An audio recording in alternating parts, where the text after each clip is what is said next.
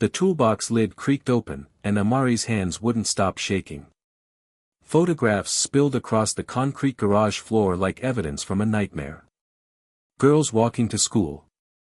Girls at the park. Girls who looked like they had no idea someone was watching them through a camera lens. Then she saw her sister's face. Zaria. Dozens of pictures. Some taken through windows. Some from across the street.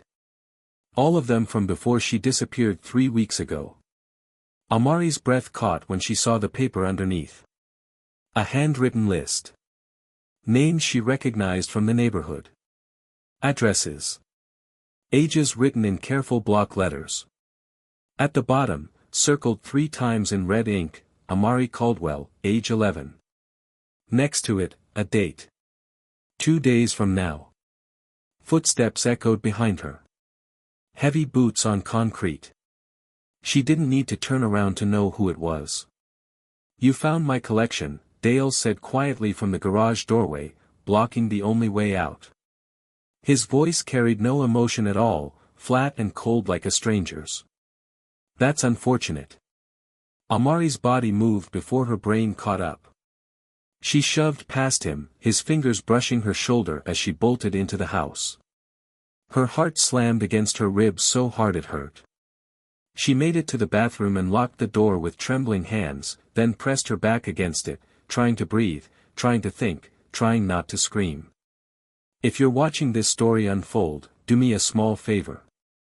Hit that like button right now, and if you haven't subscribed yet, click subscribe and turn on notifications. I promise you, what happens next with those 200 bikers will leave you speechless. But I need to know you're with me on this journey. One click, that's all it takes. Now let me tell you how an 11-year-old girl ended up trapped in a bathroom, running out of time and options. 6 months earlier, Amari's mother Janelle married Dale Hutchins at a small ceremony in their backyard. Janelle wore a cream-colored dress and smiled wider than Amari had seen in years. After the divorce, after the bill collectors started calling, after 2 years of struggling alone, Janelle finally had someone. Dale was a construction foreman with steady work and a clean truck. He mowed the lawn every Saturday morning. He waved at neighbors. He even volunteered at the youth center downtown, coaching basketball for kids who needed positive role models. Everyone on Maple Ridge Drive thought Janelle Caldwell had finally caught a break. But Zaria never trusted him. At 17, Zaria had raised Amari almost as much as their mother had. She braided Amari's hair before school. She checked homework. She worked weekend shifts at the community center to help with bills, and she kept her eyes open when things didn't add up. Dale's smile never reached his eyes. That's what Zaria told Amari one night when they were alone. You see how his face moves but his eyes stay empty. That's not normal. Amari didn't understand then. She just knew Zaria would always protect her, no matter what. Zaria had promised. But 3 weeks ago, Zaria disappeared. The official story was simple. Dale said they'd gotten into a fight after Zaria broke curfew. He said she'd called him names, packed a bag, and stormed out threatening never to come back. Teenage rebellion. A phase. She'd cool off and return when she got hungry or ran out of money. The police took a report. They nodded sympathetically at Janelle and told her most runaways come home within 72 hours. Then they filed the paperwork and moved on to the next case. But Amari knew her sister didn't run away. Zaria's leather jacket still hung in the closet. The jacket with patches from every concert she'd been to, the one she wore so often it smelled like her coconut lotion and strawberry lip gloss. Zaria would never leave that jacket behind. Never. The night before Zaria vanished, Amari heard them through the bedroom wall. Voices rising. Zaria's sharp and accusing. I know what you did. I found the photos. I'm telling Mom everything. Then Dale's voice, low and venomous like a snake's hiss. You're not telling anyone anything. The next morning, Zaria's bed was empty. Her phone was gone, but her charger was still plugged into the wall. Her toothbrush sat in the cup by the sink. The jacket hung on its hook. Amari told her mother something was wrong. Janelle was making coffee, still in her bathrobe, eyes red from crying. "Baby, your sister is going through something. She'll come back when she's ready." Amari tried to push harder. "Mama, she didn't take her jacket. She loves that jacket more than anything." Janelle just shook her head and stared into her coffee cup like the answers might be floating there. "Sometimes people leave things behind when they want to hurt us. She's mad at Dale. She's mad at me for marrying him. She'll cool off." But Dale changed after Zaria left. The fake warmth evaporated like steam. He stopped pretending to care about family dinners or asking Amari about school. Instead he started watching her differently. He'd stand in her doorway at night, arms crossed, just staring until she pulled the covers over her head. He made comments that landed wrong. "You're growing up fast. Starting to look just like your sister." Or, "Your sister made bad choices. You're smarter than that, right?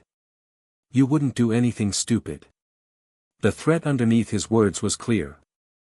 Amari started keeping a chair pushed against her bedroom door at night. She stopped being home alone if she could help it.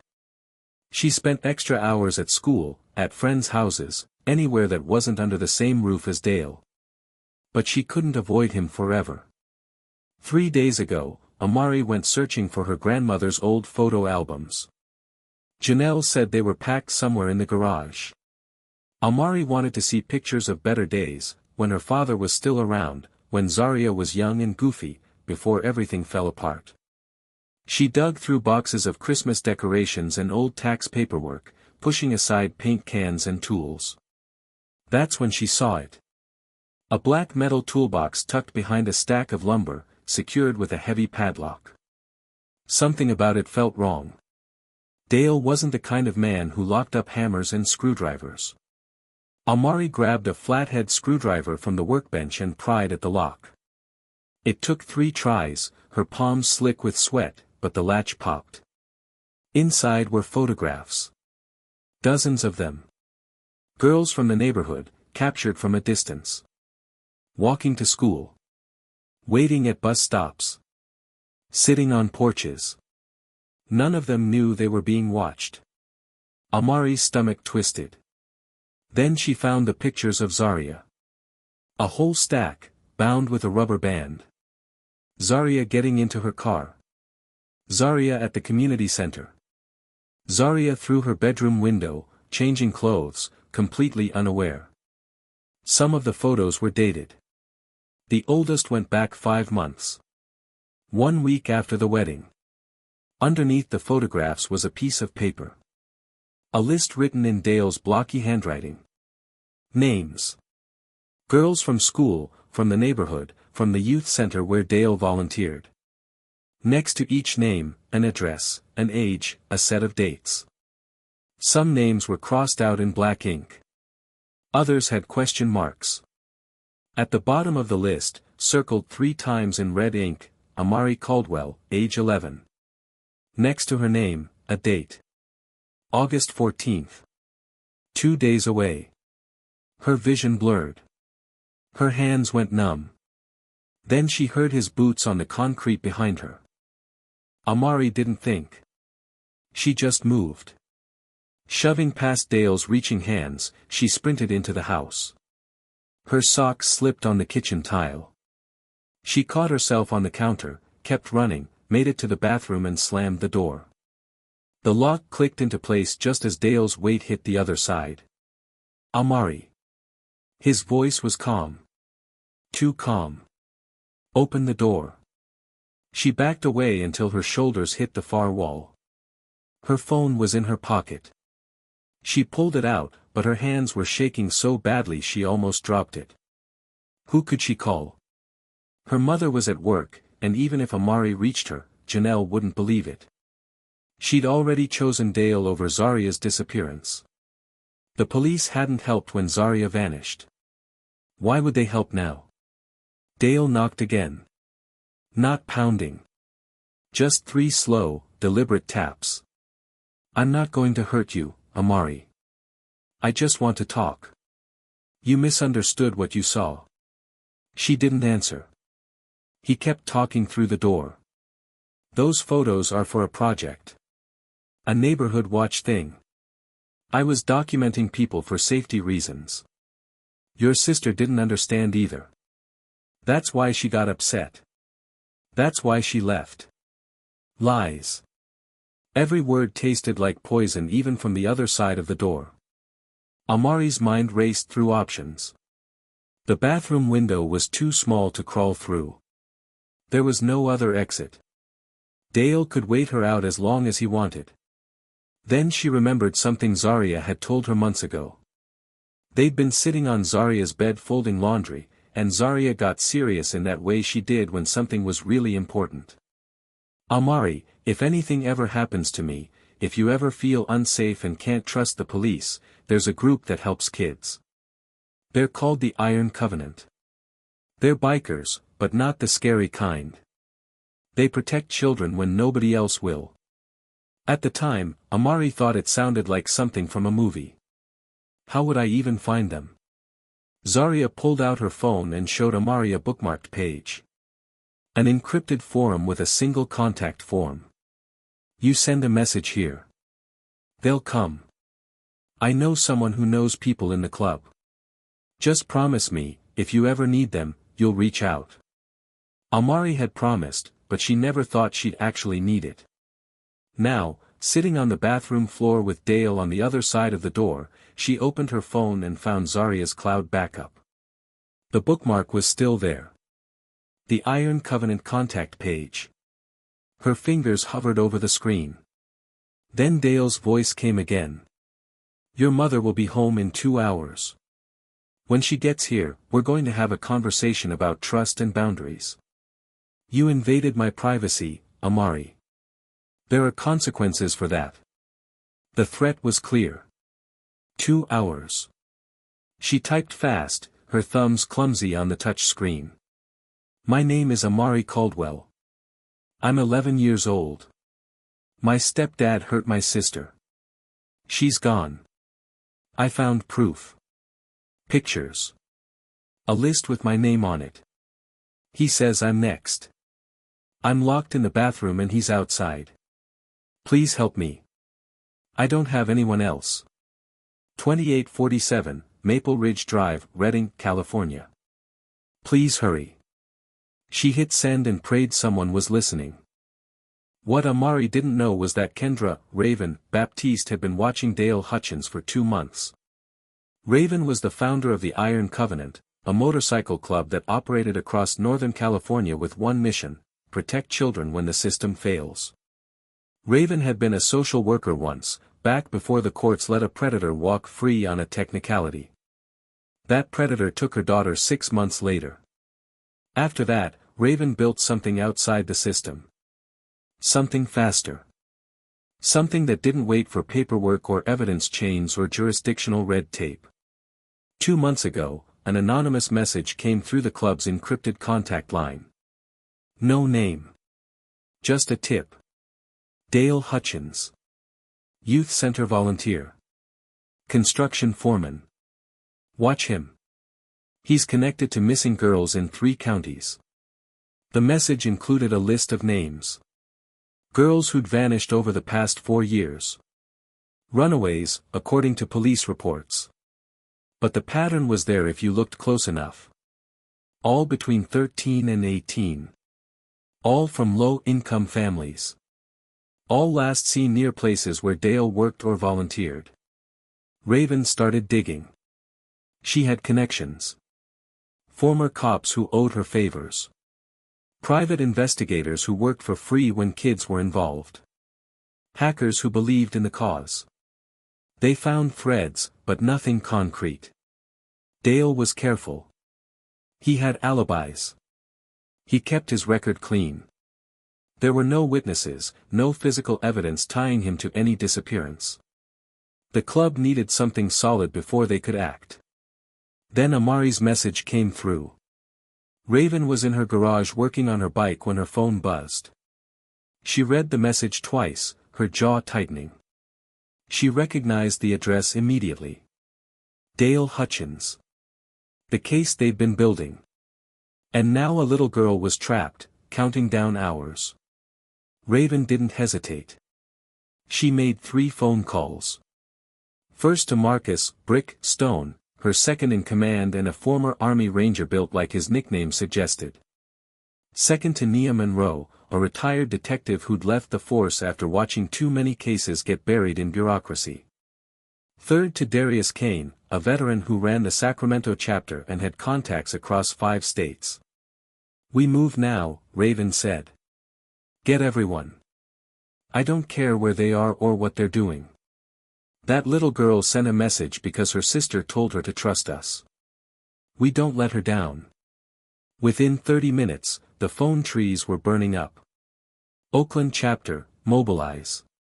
Fresno chapter, mobilize. Sacramento, Stockton, even chapters from Nevada and Oregon. Writers who'd been having dinner with their families got up from the table. Writers who'd been working late shifts clocked out early. Writers who'd been asleep set alarms and geared up. They converged from every direction, a growing thunder of engines and determination. Not 6 bikers. Not 20. 200. Men and women, young and old, every color and background. Former military, ex-cops, teachers, nurses, construction workers, lawyers. All united by one code: no child suffers while we can do something about it. You're still with me, right? Then let me ask you something. How many times have you watched a story like this and felt that anger, that helplessness, wishing someone would do something? These bikers didn't just wish. They acted. If that means something to you, if you believe in protecting the innocent, hit that subscribe button and turn on notifications. Share this story in the comments. Tell me what you would have done in Amari's situation. Your voice matters. Your support keeps stories like this alive. Now let me tell you what happened when 200 motorcycles rolled into a quiet suburb. The rumble started 3 blocks away. A low vibration that rattled windows and shook picture frames on walls. Neighbors in Maple Ridge Drive stepped onto porches, confused, looking toward the sound. It grew louder. Deeper. The kind of noise you feel in your chest before you hear it with your ears. Then they appeared. Motorcycles. Dozens of them. Streaming down the street in formation, engines roaring in unison. More kept coming. 50. 75. 100. The whole block flooded with riders in leather jackets, helmets reflecting the afternoon sun. They didn't stop at the corner. They surrounded 2847, Maple Ridge Drive from every angle. Front yard. Backyard. Side streets. Every possible exit covered. Neighbors pulled out phones, filming, calling friends, trying to understand what was happening. Some thought it was a gang war. Others thought it was a raid. Nobody had ever seen anything like it. Inside the house, Dale heard them coming. His face went pale. He stepped away from the bathroom door and moved to the front window, pulling the curtain back just enough to see. The sea of motorcycles, the wall of riders, all watching his house. He grabbed his keys from the kitchen counter and bolted toward the back door. If he could make it to his truck, if he could get to the alley behind the fence, maybe he could disappear before this turned into something he couldn't control. But when he threw open the back door, 3 riders were already standing there. Marcus Brick Stone, 6'4" and 260 pounds of muscle, crossed his arms and smiled without warmth. Going somewhere? Dale stumbled backward into the kitchen. His mind raced through excuses, lies, anything to regain control of the situation. Then the front door exploded inward. Not unlocked. Not politely opened. Kicked off its hinges by a woman in a black leather jacket with gray streaks in her hair and a scar running down her left cheek. Kendra Raven Baptiste stepped into the house like she owned it. Her boots echoed on the hardwood floor. Behind her, a dozen more riders filed in, fanning out through the rooms with military precision. Amari Caldwell. Raven's voice was strong, clear, calm. My name is Kendra. People call me Raven. You sent me a message. You're safe now, sweetheart. Come out. For a long moment, nothing. Then the bathroom lock clicked.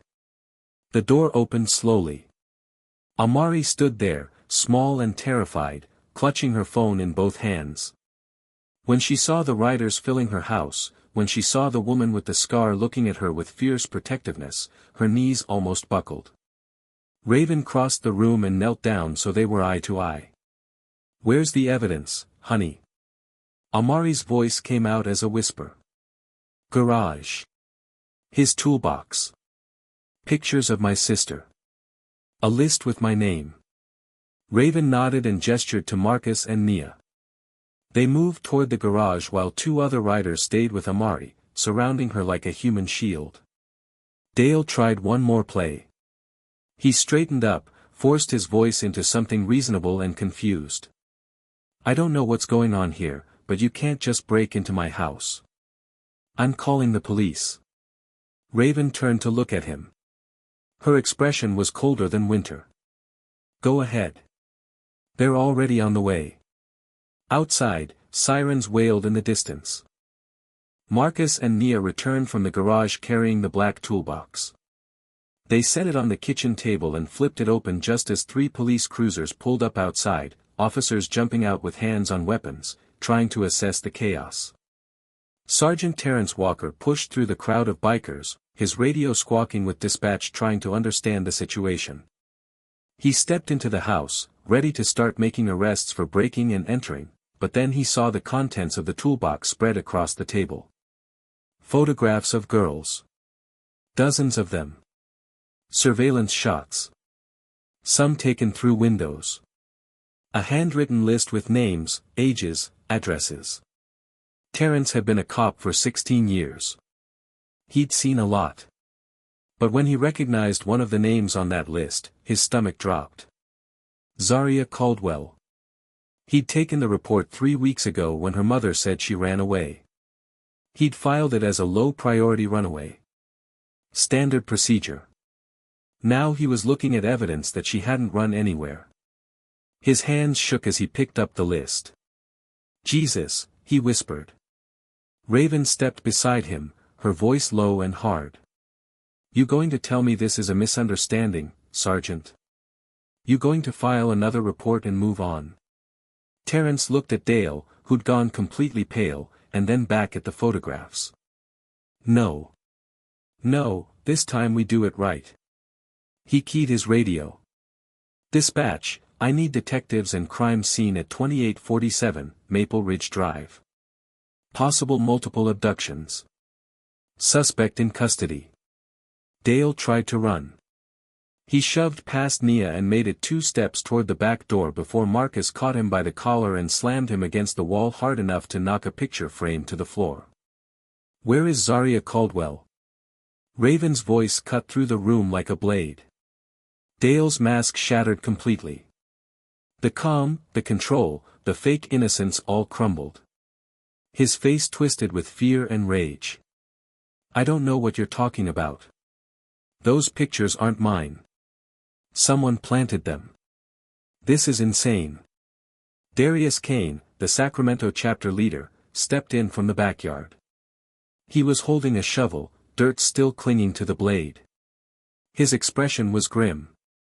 We found something. East side of the property. Ground's been disturbed recently. Looks like someone tried to cover it up with old lumber and a tarp. The room went silent. Even the police officers stopped moving. Raven turned back to Dale, and this time her voice was barely above a whisper. Where is she? Dale's mouth opened and closed, but no words came out. Terrence grabbed him by the arm and hauled him toward the front door. Dale Hutchins, you're under arrest. You have the right to remain silent. As they dragged him out of the house, neighbors who'd gathered on the street started shouting. Someone threw a plastic bottle that bounced off the police car. A woman holding her daughter screamed, "Monster," over and over until her voice cracked. Amari stood in the doorway, Raven's hand on her shoulder, watching Dale get shoved into the back of the cruiser. She felt numb. Empty. Like she was watching everything happen to someone else. Crime scene investigators arrived within the hour. They cordoned off the backyard with yellow tape and brought in cadaver dogs.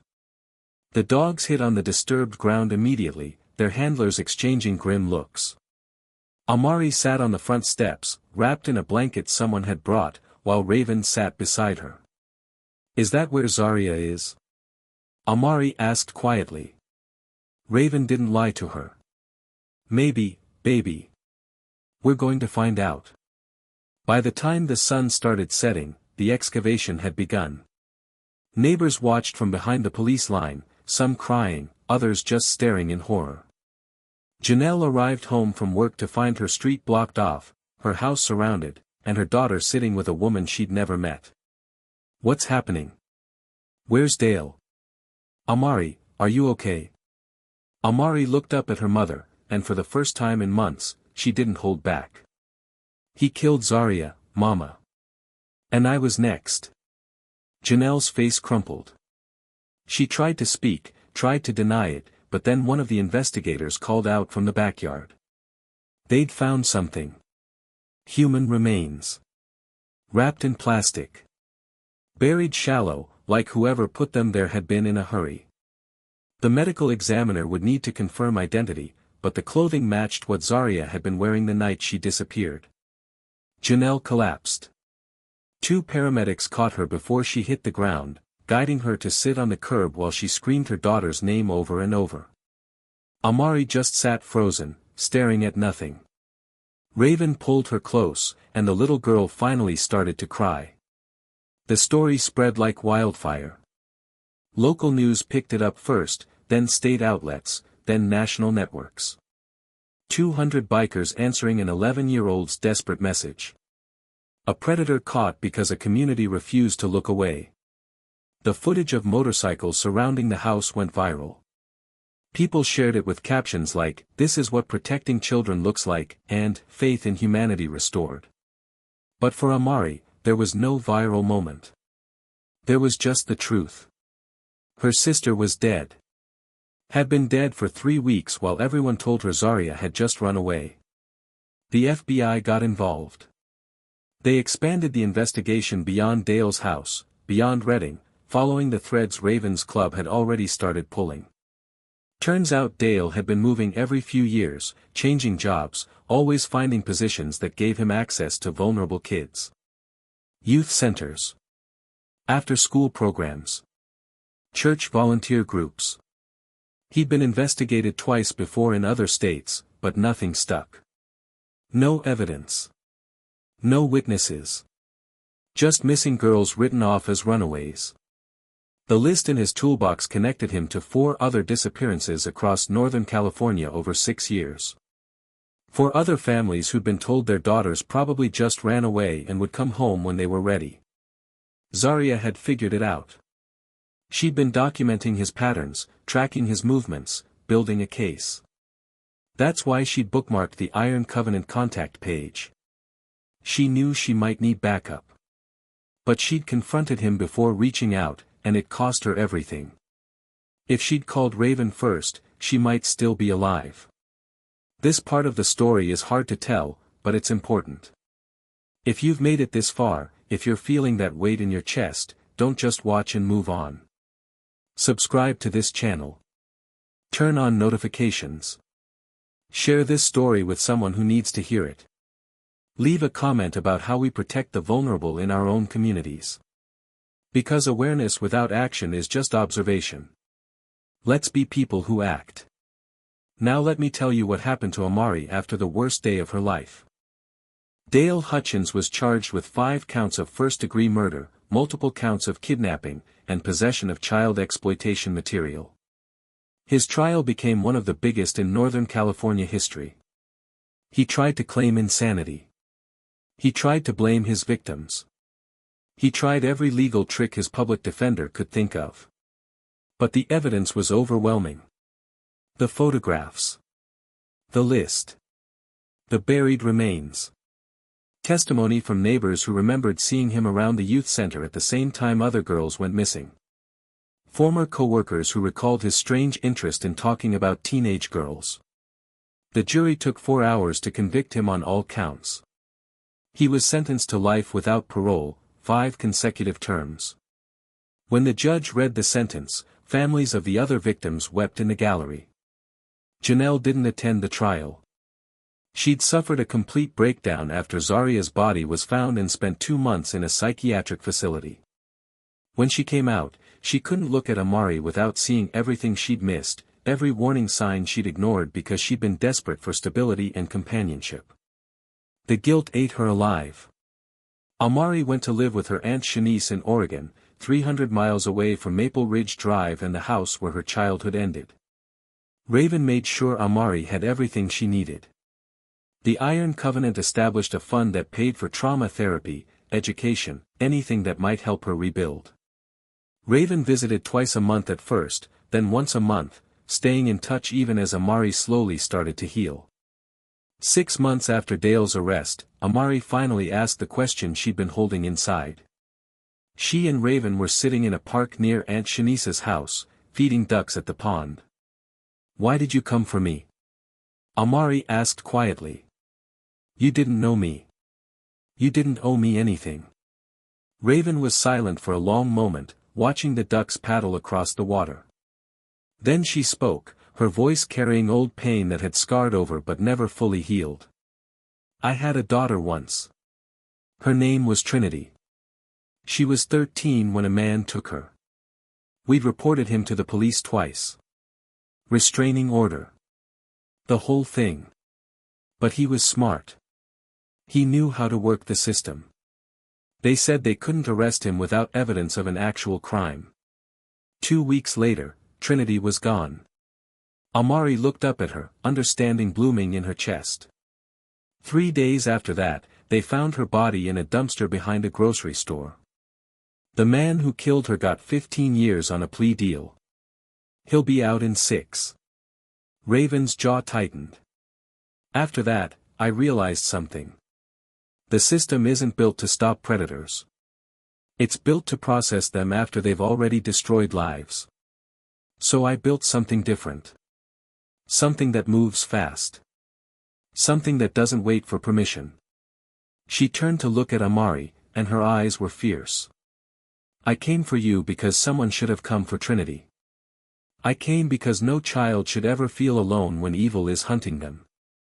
And I came because your sister tried to save you even after she was gone, and I wasn't going to let that be for nothing."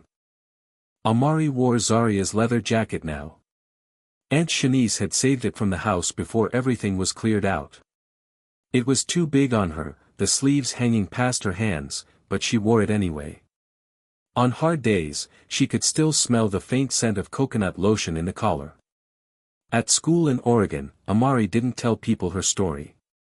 She was just the quiet new girl who sat in the back and did her homework and didn't cause trouble. But at night, she wrote letters to Zaria that she never sent. She told her sister about therapy, about the nightmares that were slowly getting less frequent, about Aunt Shanice's terrible cooking and the cat they'd adopted. She told Zaria about Raven and the Iron Covenant, about how 200 people had shown up to save her because Zaria had left her a way out.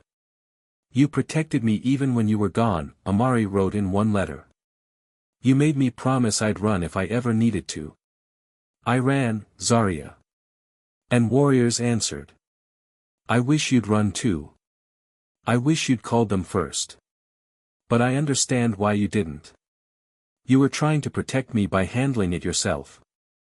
That's what you always did." She folded the letter and put it in a shoebox under her bed with all the others. 1 year after Dale's arrest, Raven invited Amari to an Iron Covenant event. A memorial ride for victims of violence. Hundreds of bikers gathered in Sacramento, each carrying the name of a child who'd been lost. Amari rode on the back of Raven's motorcycle, holding tight as they rolled through the city, engines roaring in tribute. Someone carried a sign with Zaria's name and photo. Amari cried behind her helmet where no one could see. The story reached families across the country. Other survivors started reaching out to the Iron Covenant. Parents who suspected something wrong but didn't know where to turn. Kids who needed help escaping dangerous situations. The club grew. More chapters. More resources. A network dedicated to one principle: protect children, no questions asked, no waiting for systems to catch up. Amari's case became a training example. What to look for. How predators operate. Why believing children matters. Raven made sure every new member understood that speed and action save lives, hesitation and doubt cost them. Dale's house was torn down 8 months after his conviction. The city bought the property and turned it into a small park with a memorial bench. Zaria's name was engraved on a plaque along with the names of Dale's other victims. Remember them. Protect the living. Janelle eventually moved away too, unable to stay in Reading where everyone knew her as the mother who didn't see the monster in her own house. Amari talked to her once a month on the phone, short conversations that were more obligation than connection. The gap between them might never fully close. Some damage runs too deep. But Amari was learning to carry it. Learning that survival isn't about forgetting or moving on, it's about integrating the trauma into who you become and choosing to keep going anyway. She started volunteering at a youth center near Aunt Shanice's house. Helping younger kids with homework. Being the older presence she wished she'd had. Sometimes she saw girls who looked scared or withdrawn, and she knew how to ask the right questions. How to listen. How to believe them when they said something was wrong. Before we finish this story, I need you to do something. If this moved you, if you felt the weight of what Amari survived and the courage it took to send that message, then subscribe to this channel right now. Turn on notifications so you never miss a story that could change how you see the world. Share your thoughts in the comments. Tell me about the protectors in your life, or the times you wished someone had come for you. Your story matters. Your voice adds to the chorus that says we won't look away. Hit that like button and be part of a community that believes actions speak louder than silence. 3 years after that terrible day, Amari was 14. She still wore Zaria's jacket. She still wrote letters she never sent. But she was also laughing again. Making friends. Thinking about high school and maybe college after that. Raven called her every week, and they talked about everything and nothing. Homework. Boys. Motorcycles. The new chapters forming in Texas and Florida. One afternoon, Amari asked Raven a question she'd been turning over in her mind for months. Do you think I could join the club someday? When I'm older? Raven was quiet for a beat, then her voice came through warm and sure. Amari, you've been part of this club since the night you sent that message. You're already one of us. When you're ready, we'll be here. Amari smiled, a real smile that reached her eyes. The kind she thought she'd lost forever in that bathroom 3 years ago. Evil had come for her wearing an ordinary face and an easy smile. It had taken her sister and tried to take her too. But she'd found her voice when it mattered most. She'd reached out into the darkness and discovered that warriors still ride. That communities still protect their own. That even when systems fail, people don't have to. The lesson wasn't comfortable or simple. Monsters hide in plain sight. They count on silence, on disbelief, on victims being too scared to speak up. They count on good people waiting for permission to act. But when someone finds the courage to cry out, there must be people willing to answer immediately. Not tomorrow. Not after the paperwork clears. Now. Because sometimes tomorrow is too late. Amari learned she was stronger than the worst thing that happened to her. That survival is an act of defiance. That her sister's love protected her even from beyond the grave. And she learned that 200 motorcycles rolling into a quiet suburb can sound like thunder, like justice, like hope refusing to stay silent. The story doesn't end with perfect healing or complete closure. Amari still has nightmares. She still struggles with trust and guilt and anger. But she also has a future that Dale tried to steal, and every day she lives fully is a victory he can't take back. On the anniversary of Zaria's death, Amari visits the memorial bench in Reading. She brings flowers and sits for a while, wearing the leather jacket, telling her sister about her life. "I kept my promise," she whispers. "I ran. And they came. I wish you'd run too, but I understand why you stayed and fought. You were protecting me the only way you knew how. I'm going to protect others now. The way Raven protected me. The way you tried to protect me. I love you, Zaria. Forever." The wind picks up, rustling through the trees planted around the memorial. Somewhere in the distance, a motorcycle engine rumbles to life. Amari stands, zips up the jacket, and walks back toward Aunt Shanice's car. She carries her sister's memory with her, but she's no longer trapped by it. She's a survivor. A warrior in training. A voice that refused to be silenced. Behind her, the memorial plaque catches the afternoon sun, "Remember them. Protect the living." And that's exactly what she plans to do. If you made it to the end of this story, you're part of something important. You're someone who doesn't look away when things get hard. Someone who believes the vulnerable deserve protection and predators deserve justice. Subscribe to this channel and turn on notifications so you never miss stories that matter. Hit that like button to tell me this resonated with you. And most importantly, share your thoughts in the comments. Tell me about the heroes in your community. Talk about how we create a world where kids like Amari don't have to face evil alone. Your engagement helps this story reach people who need to hear it. Together, we build awareness. Together, we refuse silence. Thank you for riding with me through this journey. Until next time, stay vigilant, stay compassionate, and remember that sometimes the thunder of 200 motorcycles is exactly what justice sounds like.